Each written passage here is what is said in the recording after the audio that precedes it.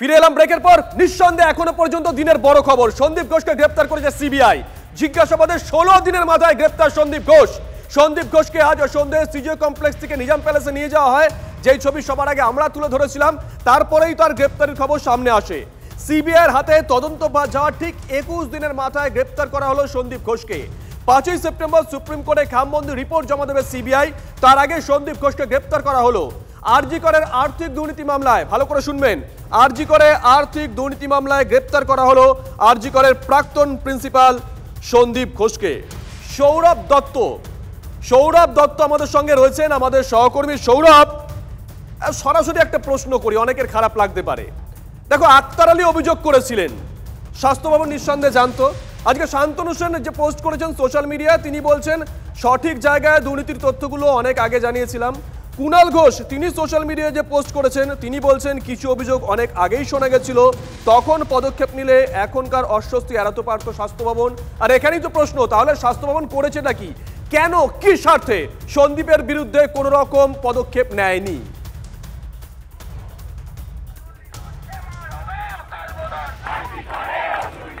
দেখো, বারবার এই প্রশ্নেই কিন্তু তিলোত্তমা ধর্ষণ খুনকাণ্ডের পর আন্দোলন যে আজ 25 দিনে পার হতে গেল, তার একটা বড় কারণ যে শুরু থেকে যে অধ্যক্ষের বিরুদ্ধে তার ভূমিকা নিয়ে প্রশ্ন ছিল, সেই প্রশ্নে সেই অধ্যক্ষের বিরুদ্ধে যথাসময়ে পদক্ষেপ করা হয়নি।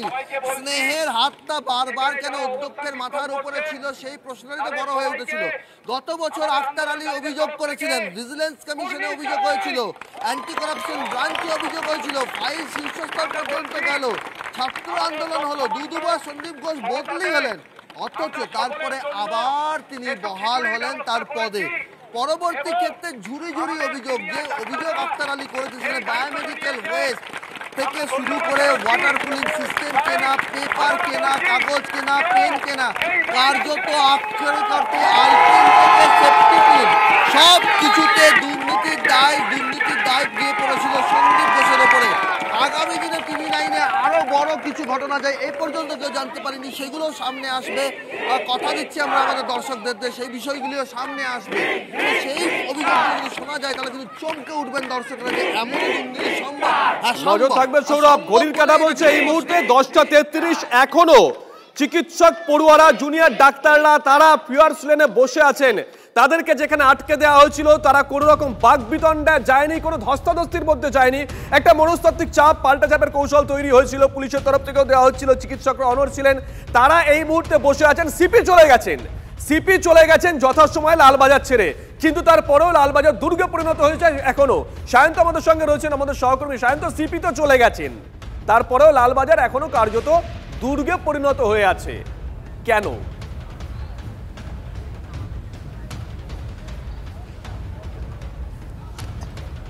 একদমই শুভ। দেখো, 9টা 15 নাগাদ কলকাতা পুলিশের কমিশনার বিনীত গোয়েল তিনি কিন্তু বেরিয়ে যান, এবং যেটা দেখা যায় দুটি পাইলট কার নিয়ে তিনি কিন্তু যখন বেরিয়ে যান, সেই সময় কিন্তু এইখানে বাড়তি ফোর্স মোতায়েনের সিদ্ধান্ত হয়। আমি সেটাই একবার পিকুকে দেখাতে বলবো।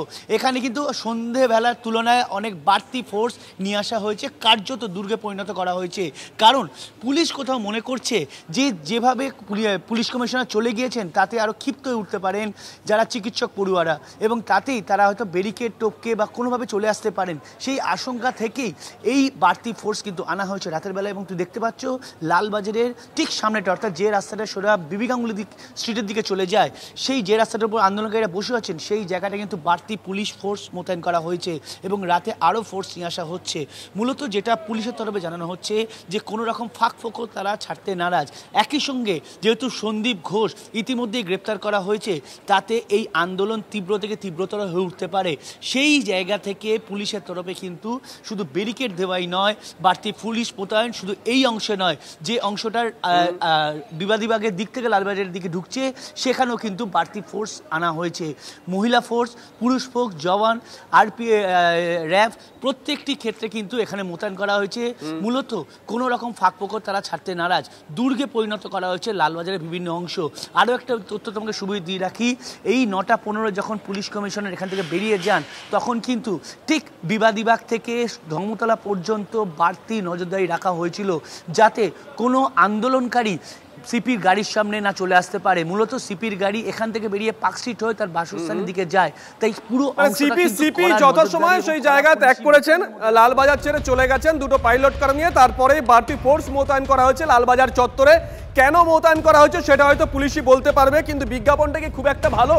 চিকিৎসকরা যখন রাস্তায় রাত জাগছেন তখন কিছু পুলিশ কর্মী উল্টো দিকে চেয়ার পেতে বসে আছেন, বুঝতেই পারেন তার ব্যক্তিগত ব্যাপার, কিন্তু সিপি চলে গেছেন, যে ছবি আমরা দেখাচ্ছি। আজকে সন্দীপ ঘোষ গ্রেপ্তার হওয়ার পর বিভিন্ন জায়গা থেকে বিভিন্ন প্রতিক্রিয়া আমাদের কাছে এসে পৌঁছেছে। যারা এতদিন ধরে রাস্তায় নেমেছেন, যারা রাত জেগেছেন, হতে পারে তিনি কোনো একজন শিল্পী, হতে পারে তিনি গায়ক, হতে পারে তিনি নায়ক নায়িকা, কিংবা একেবারে সাধারণ মানুষ, প্রতিক্রিয়া পেয়েছি আমরা। শোনাই আগে। আমি ব্যক্তিগতভাবে খুবই খুশি হয়েছি, কারণ ন্যায় বিচারের দিকে এটা প্রথম এবং খুবই জরুরি একটি পদক্ষেপ। যদিও কেসটা আর্থিক দুর্নীতির, তাহলেও arrest is an arrest, jail is a jail, তার কোনো বিকল্প নেই। হোপফুলি আর যারা যারা দুর্নীতির সঙ্গে জড়িত তারাও এভাবেই অ্যারেস্টেড হবে, এবং 4 তারিখ is going to be a very very special day for all protesters. Sandip Ghosh arrest হয়েছে, এটা হওয়ারই ছিল। এবং আগে আমরা শিক্ষায় সন্দীপ ঘোষ দেখেছি, স্বাস্থ্যে সন্দীপ ঘোষ পেলাম, বিভিন্ন ইন্ডাস্ট্রিতে সন্দীপ ঘোষ আছে, এগুলো খুঁজে বার করতে হবে, নইলে ফ্র্যাঙ্কেস্টাইন হয়ে যাবে সরকারের জন্য। কাজে তাদের দায়িত্ব খুঁজে বার করা। আমরা প্রতিবাদ করতে পারি, আমরা অখুশি। আজকে একটা সরকারকে পরিবর্তন করে এই সরকার তো আনা হয়েছিল, আমরা চেয়েছি বলে এসেছিল, কাজে তাদের তো দায়িত্ব নিতেই হবে। এত মানুষ তাদের উদ্দেশ্যে গান গাইছে এবং তাদের জন্য বলছেন যে উই ওয়ান্ট জাস্টিস। সিবিআই যা করছে করুক, এটা তো একটা আরজিকরের ঘটনা, তার বাইরে তো হাজারটা এরকম সন্দীপ ঘোষ রয়েছে, তাদের খুঁজে বার করা অনিবার্যভাবে দরকার এবং খুব দ্রুততার সঙ্গে দরকার। সৌরভ দত্ত আমাদের সঙ্গে রয়েছেন, আমাদের সহকর্মী। সৌরভ, আজকে দিনের ছবি তো দুটো, একটা ছবি যে ছবি আমরা দেখাচ্ছি, ঠিক তারপরে অবশ্য আরেকটা ছবি ধরা পড়েছিল, সন্দীপ ঘোষকে কার্যত ঘাড় ধরে সিবিআই দপ্তরে ঢুকিয়ে দিচ্ছে নিজাম প্যালেসে। আর দ্বিতীয় ছবি হচ্ছে যে ছবি এই ছবির আগে ধরা পড়েছিল, লালবাজারের সামনে ফিয়ার্স লেনে পুলিশের ব্যারিকেডের সামনে চিকিৎসকরা যারা মানুষের প্রাণ বাঁচান তারা রাস্তায় বসে আছেন। ঘড়ির কাঁটা, ঘড়ি ধরে ধরে বলছি 10টা 38 বাজে। সিপি চলে গেছেন, 1 ঘন্টার বেশি সময় হয়ে গেল, তারপরেও চিকিৎসকরা বসে আছেন। সিপি চলে যাওয়ার পর বাড়তি ফোর্স মোতায়েন করা হয়েছে পুলিশের তরফ থেকে। কিভাবে দেখছেন চিকিৎসকরা?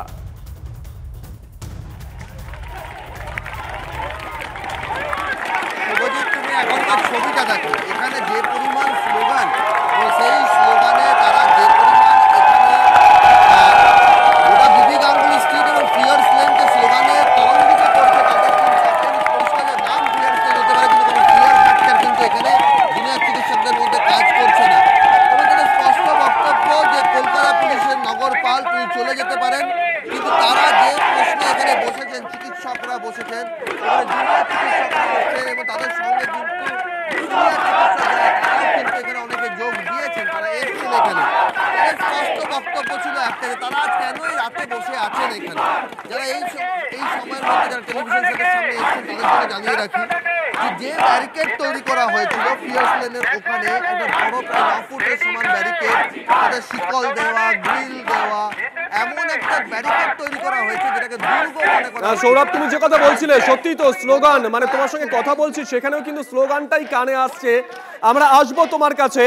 সন্দীপ ঘোষ অ্যারেস্ট হয়েছেন, বড় খবর নিঃসন্দেহে। তিলক তোমার বাবা মা, তার সঙ্গে আমরা কথা বলেছিলাম, তারা প্রথম প্রতিক্রিয়া দিয়েছেন TV9 বাংলাকে। কি বলেছেন তারা, শোনাই একবার।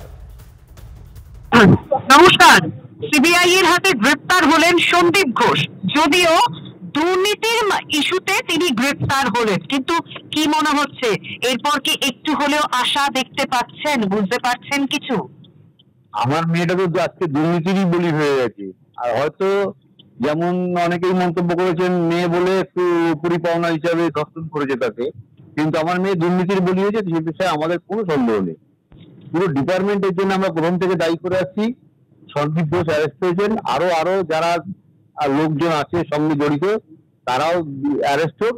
যেদিন এদের সবার ফাঁসি হবে এবং চরমতম শাস্তি পাবে, সেদিনই আমাদের মনের আশা কিছুটা পূর্ণ হবে। একটু আশা পাচ্ছি, দেখুন আমি তো একমাত্র মেয়েকে হারিয়েছি এবং তাকে পুরো ডাক্তার তৈরি করে তারপরে হারিয়েছি, আর এটা পুরো হসপিটালকেই আমি দায়ী করব। তার মাথা হচ্ছে সন্দীপ ঘোষ, সেই জন্য একটু হলেও হয়তো আশা পাচ্ছি যে আমি বিচারটা পাবো। আমরা মনে করছি যারা আন্দোলন করছে বা সাথে পুরো পরিবার, এটা আমাদের কোথাও গিয়ে একটু হলেও আশার আলো দেখাচ্ছে।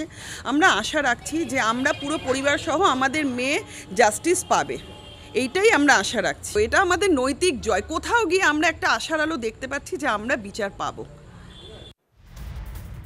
আরো একটা বড় খবরের দিকে নজর রাখতে হচ্ছে।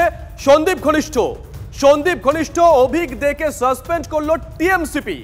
তদন্ত শেষ না হওয়া পর্যন্ত সাসপেন্ড অভিক, জানিয়েছে টিএমসিপি। সেমিনার হলে দেখা গেছিল অভিক দেকে। অভিযোগ উঠতেই অভিককে সাসপেন্ড করলো টিএমসিপি। সাসপেন্ড করা হয়েছে মেদিনীপুর মেডিকেলের ছাত্রনেতা মুস্তাফিজুর রহমানকে। তন্ময় প্রামাণিক আমাদের সঙ্গে রয়েছেন, আমাদের সহকর্মী নিউজ জুম থেকে। তন্ময়, এই অভিজ্ঞদের বিরুদ্ধে অভিযোগটা কি? মানে দল কি মনে করছে, কি অভিযোগ? মানে আলাদা করে কিছু মনে করছে কি? দেখো, পুলিশ কিন্তু এই লাল জামা পরা ব্যক্তিটিকে বলেছিলেন ফিঙ্গারপ্রিন্ট এক্সপার্ট। আমি জানি না দল এখন কি বলছে। দেখো, আইএমএ বলেছিল লাল জামা পরা ব্যক্তি অভিক দে, এবং আইএমএ তারপর গতকাল সন্ধ্যায় ফের বিবৃতি দেয়। ফের বিবৃতি দিয়ে প্রচন্ড শক্তি, মানে স্ট্রংলি তারা বলে অভিক দে তারা তাদের সিদ্ধান্তে অনড় রইলেন। ওই লাল ব্যক্তি পুলিশ যাকে ছবি ক্রপ করে, অর্থাৎ ছবির কিছুটা অংশ দেখিয়ে প্রত্যেকটি মানুষকে চিহ্নিত করেছিল তারা কে, পুলিশের টিমের কোন কোন সদস্য, সেখানে ওই লাল জামা পরিহিত, টাক মাথা, চশমা, গালে দাড়ি, তাকে ফিঙ্গারপ্রিন্ট এক্সপার্ট বলা হয়েছিল। আইএমএ বলেছিল না, আমরা আমাদের অবস্থানে অনড় থাকছি। গতকাল সন্ধ্যায় ফের তারা জানায় ওই লাল মানে জামা পরা ব্যক্তি হচ্ছে অভিক দে। আজকে টিএমসিপি লিখিতভাবে যে বিবৃতি জারি করেছে সেখানে লিখেছে এই ঘটনাস্থলে গেছিল অভিক দে, সেই কারণে তাকে তারা সাসপেন্ড করছে। অর্থাৎ অভিক দে আরজি করে ছিলেন, অভিক দে সেমিনার হলে ছিলেন, সেমিনার রুমে ছিলেন, সেটা টিএমসিপিও স্বীকার করে নিল। এবং তারা সেই কথা, তাহলে তো তন্ময় মানে টিএমসিপির বক্তব্য, ক্রাইম সিন শব্দটা যেহেতু উল্লেখ করেছে টিএমসিপি, আর পুলিশের বক্তব্য একটু মনে হচ্ছে ফারাক না? একটু ফারাক না শুভজিৎ, একটু ফারাক না। এবার কিন্তু প্রশ্ন উঠছে, গতকাল চিকিৎসক নেতারা, চিকিৎসক যারা রয়েছেন, বিশিষ্ট চিকিৎসক অধ্যাপক যারা রয়েছেন, তারা পার্টিকুলার এই শব্দ উচ্চারণ করেছেন যে কলকাতা পুলিশ লালবাজার ইন্দিরা মুখোপাধ্যায় যে ছবি দেখিয়েছেন সেটি অরিজিনাল ছবি না, ছবি ক্রপ করে মানে কেটে দেখানো হয়েছে। তার বাইরে যে 2-3 জন আছে তারা কারা, সেখানে আবার বিরূপাক্ষ বিশ্বাসের নাম উঠে এসছে, আরো একজন চিকিৎসকের নাম উঠে এসছে। এইরকম বহিরাগতরা মৃতদেহ থেকে 2-3 ফুট দূরে ছিল। কে স্বীকার করে নিল? আমরা TV9 বাংলা না, প্রথম লাল জামা পরিহিত ব্যক্তির কথা তুলেছিলেন বাবা মা TV9 বাংলার সামনে, যে একজন লাল জামা পরিহিত ব্যক্তি মৃতদেহের কাছে ঘুরঘুর করছিল এবং সেখানে কিছু খুঁজছিল, তাকে শ্মশান ঘাট পর্যন্ত দেখা গেছিল। তারপরে আমরা এই লাল জামা পরিহিত ব্যক্তিকে সেই প্রশ্ন তুলেছিলাম। আইএমএ বলল অভিক দে। তারপর আইএমএর নাম করে 2-3 জন তৃণমূলের চিকিৎসক তারা বললেন আইএমএ এই বিবৃতি থেকে সরে যাচ্ছে। কাল সন্ধ্যায় ফের আইএমএ বিবৃতিতে বলল আমরা আমাদের অবস্থানে অনড় আছি, যারা বিবৃতি দিয়ে সোশ্যাল মিডিয়ায় বলেছে তারা আমাদের কেউ না, আমরা ওই লাল জামা পরিহিত অভিক দেই বলছি। অভিক থেকে আমরা TV9 বাংলা একটা বিষয় দেখো, ঘটনা 9 তারিখের, তারপরে তিলোত্তমার বাবা মা তারা সন্দেহ প্রকাশ করেছিলেন যে লাল জামা পরা একজন কেউ ওখানে কিছু একটা খুঁজছিল, ওকে ধরো, এই টাইপের মন্তব্য করেছিলেন তিলোত্তমার বাবা মা, যেটা আমাদের ক্যামেরার সামনে জানিয়েছেন। 9 তারিখের পর এতগুলো দিন পেরিয়ে গেল, ইন্দিরা দেবী তিনি সাংবাদিক বৈঠক করে দেখালেন অমুকে অমুক, তমুকে তমুক। তারপর পরশুদিন রাত্রিবেলা আইএমএ বেঙ্গলের তরফ থেকে বলা হলো কি করে হতে পারে ফিঙ্গারপ্রিন্ট এক্সপার্ট, এ তো অমুক। মানে এতগুলো ঘটনা যদি না ঘটতো তাহলে কি টিএমসিপি সাসপেন্ড করতো? দেখো, একেবারেই না। বারে যেটা বলা হচ্ছে, এখন অভিক দে তার ফোন বন্ধ রেখেছে, তার বাড়িতে TV9 বাংলা বর্ধমানে পরপর 3 দিন পৌঁছেছে, বাড়ির কেউ কোনো মন্তব্য করছে না। আমরা তো অভিকদের বক্তব্য জানতে চাইছি যে যা অভিযোগ উঠছে সেগুলো সত্যি না মিথ্যা, তার সপক্ষে তিনি বলুন, TV9 বাংলা সেটা টেলিকাস্ট করবে। তারপর কিন্তু আজকে এই অবস্থায় দাঁড়িয়ে সন্দীপ ঘোষ গ্রেপ্তার হওয়ার পর আবারও বলছি তন্ময়, একটা ব্রেকে যেতে হবে, কিন্তু তোমার কথাটা নেই বলছি, আমরা TV9 বাংলা আবারও বলছি অভিক দে বক্তব্য রাখুন না, তারও তো বক্তব্য থাকতে পারে। আমরা গেছিলাম তার বাড়িতে, মনোতোষ গেছিল আমাদের সহকর্মী, কিন্তু অভিক দে তাকে পাওয়া যায়নি, তিনি কোন রকম বক্তব্য রাখেননি এখনো পর্যন্ত। বক্তব্য পেলে অবশ্যই আমরাও শোনাবো। আর এই মুহূর্তে আরো একটা বড় খবরের দিকে নজর রাখতে হচ্ছে। আরজিকর কাণ্ডে সন্দীপ ঘোষ ছাড়াও গ্রেপ্তার আরো 3 জন। সন্দীপ ঘোষ ছাড়াও আরো 3 জনকে গ্রেপ্তার করেছে সিবিআই। গ্রেপ্তার বিপ্লব সিনহা, সুমন হাজরা, আফসার আলী খান। কারা এরা? তন্ময় প্রামাণিক আমাদের সঙ্গে রয়েছে নিউজ রুম থেকে, আমাদের সহকর্মী। তন্ময়, কারা এরা? দেখো, এরা রয়েছে বিপ্লব সিং এবং সুমন হাজরা। এরা হচ্ছে ভেন্ডার, এরা ব্যবসার সঙ্গে যুক্ত ছিল, বিভিন্ন জিনিসপত্র সাপ্লাই দিত বলে এরা হচ্ছে একেবারে সন্দীপ ঘোষ ঘনিষ্ঠ। সন্দীপ ঘোষ এদের মাধ্যমে মেডিকেল কলেজগুলোর টাকা বাইরে পাচার করতেন, এমন গুরুতর অভিযোগ রয়েছে। আর তার সঙ্গে আফসার আলী খান বলে যাকে অ্যারেস্ট করা হয়েছে, আজকে গ্রেপ্তার করা হয়েছে, তুমি ছবি দেখো, সেই ছবি হয়তো আমরা এখনই আমাদের স্ক্রিনে সেই ছবিটা দেখতে পাচ্ছি, যে প্রিন্সিপালকে, ডেপুটি সুপার প্রিন্সিপাল তার রুমে গিয়ে আঙুলে তুড়ি মেরে বলছে, আমি কে জানতে হলে দিদিকে ফোন করুন, দিদির নাম্বার আছে, সিএম কে ফোন করুন। এতটা ঔদ্ধত্য একজন বহিরাগত সন্দীপ ঘোষের বাউন্সার হিসেবে যে বেআইনিভাবে সন্দীপ ঘোষের সঙ্গে সরকারি জায়গাতে ঘুরে বেড়াতো, মেডিকেল কলেজের অভ্যন্তরে অধ্যক্ষের ঘরে বসে থাকতো, মারধরে অভিযুক্ত ছিল, ভয় দেখানোয় অভিযুক্ত ছিল, দীর্ঘদিন ধরে এর বিরুদ্ধে অভিযোগ জমা পড়েছিল স্বাস্থ্য ভবন সেই আফসার আলী খান, যার এত ঔদ্ধত্য, সেও কিন্তু আজকে গ্রেপ্তার হয়ে গেল। এ তো অনেকটা তন্ময় সেই কেষ্ট সাইকেলের মতন হয়ে গেল। একেবারেই বলতে পারো, এখানে যদি কেষ্ট সন্দীপ ঘোষ হয় তাহলে সাইকেল কিন্তু এই আফসার আলী খান। আর সুমন তুমি বললে, সুমন হাজরা ভেন্ডার, বিপ্লব সিনহা তার কথাও বললে, আফসার আলী খান তার ছবি আমরা দেখালাম, যে ছবি ভাইরাল হয়েছিল বেশ কয়েক বছর আগে। তন্ময় এখানেই কি শেষ নাকি এটা শুরু? এটা শুরু হলো, এখানে শেষ নয়। আবারও বলছি যে একটা বড় সিন্ডিকেট, বড় চক্র, সেটা র্যাকেট হতে পারে, নানান ধরনের জিনিস সোশ্যাল মিডিয়া ঘুরে বেড়াচ্ছিল। কেউ বলছেন ড্রাগ র্যাকেট, কেউ বলছেন অন্য কোনো ব্যবসা চলতো এই ভিতরে, যা জেনে ফেলেছিলেন তিলোত্তমা, যে কারণে তাকে খুন হতে হয়েছে, তাকে ধর্ষিত হতে হয়েছে। তার বাবা মা একটু আগে যে ফোনে বললেন যে এই দুর্নীতি চক্রের শিকার আমার মেয়ে, তার বাবা এবং মা বলেন, ভালো করে খেয়াল করতে হবে, তাহলে কি এই যে দুর্নীতি চক্র, তারাই কি কোনোভাবে কোনো কিছু জানার জন্য তিলোত্তমাকে খুন করেছিলেন? বড় স্টেটমেন্ট দিয়েছেন তিলোত্তমার বাবা। তন্ময়, তোমার কথা প্রসঙ্গে একটা ব্রেকে যাব। তিলোত্তমার বাবা বললেন যে তার মেয়ে দুর্নীতির বলি, অত্যন্ত কড়া একটা স্টেটমেন্ট দিয়েছে, নজর থাকবে আমাদের।